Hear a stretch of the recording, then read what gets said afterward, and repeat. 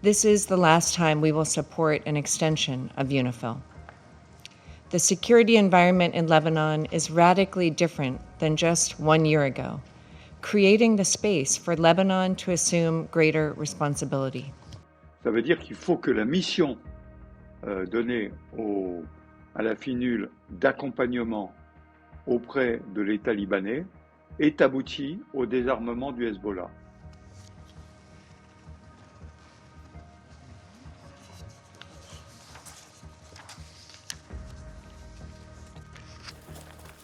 T'as rendu compte à 10.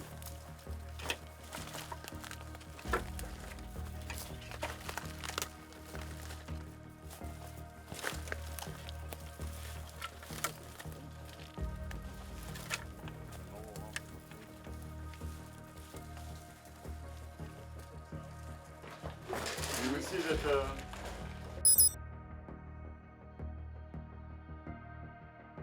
Moi, j'ai commandé le bataillon au Liban en 91-92. Donc, la résolution de l'époque n'est plus applicable aujourd'hui.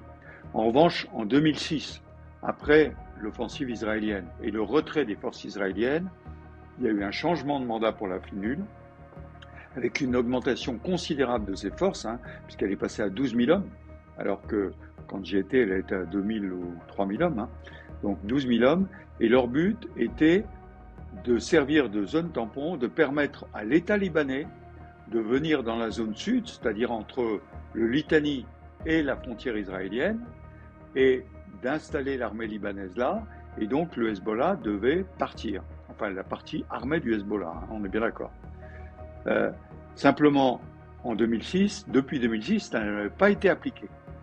Et donc, là, les derniers événements qu'il y a eu depuis 2 ans ont renforcé ce mandat et ont demandé, cette fois-ci, à l'État libanais de déployer l'armée libanaise au sud et de réellement désarmer le Hezbollah.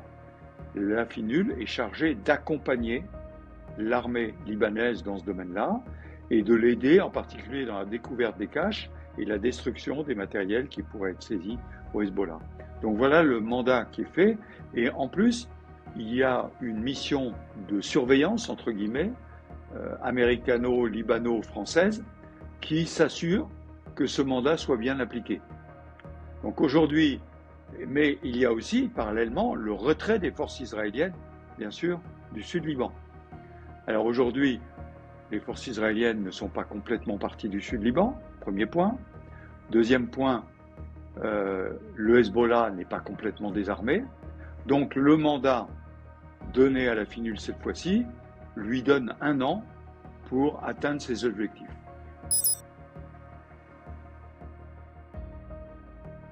Alors la diplomatie américaine, elle est en soutien absolu des Israéliens.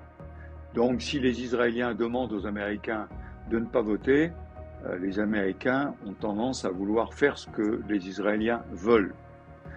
Les Français sont du côté beaucoup plus libanais, et il faut rappeler qu'en 2006, la résolution qui a été faite, mais les Israéliens l'ont oublié, qui a permis à l'armée israélienne de se retirer du Liban à l'époque, c'est une résolution qui a été poussée par la France et qui a été la première à rajouter des forces et à entraîner les Italiens et les Espagnols à rejoindre et à augmenter le volume jusqu'à 12 000 hommes. J'étais à ce moment-là à New York et j'ai négocié cela. Donc on voit bien d'un côté l'administration Trump qui soutient les Israéliens, de l'autre côté la France qui depuis toujours est pour l'indépendance libanaise, et donc le soutien du Liban. Donc il faut trouver un équilibre. L'indépendance du Liban, ça veut dire aussi le désarmement du Hezbollah.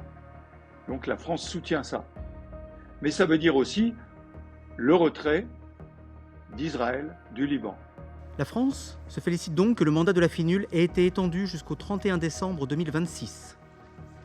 Ce temps précieux sera nécessaire pour accompagner la montée en puissance des forces armées libanaises et asseoir l'autorité de l'État libanais sur l'ensemble de son territoire, alors que les stations demeurent précaires. Je crois que c'est un faux procès fait à la FINUL. En revanche, c'est un procès qu'on pourrait faire au gouvernement libanais. Le gouvernement libanais n'a pas rempli sa partie de la résolution 1701, qui était d'aller chasser, enfin d'aller désarmer le Hezbollah.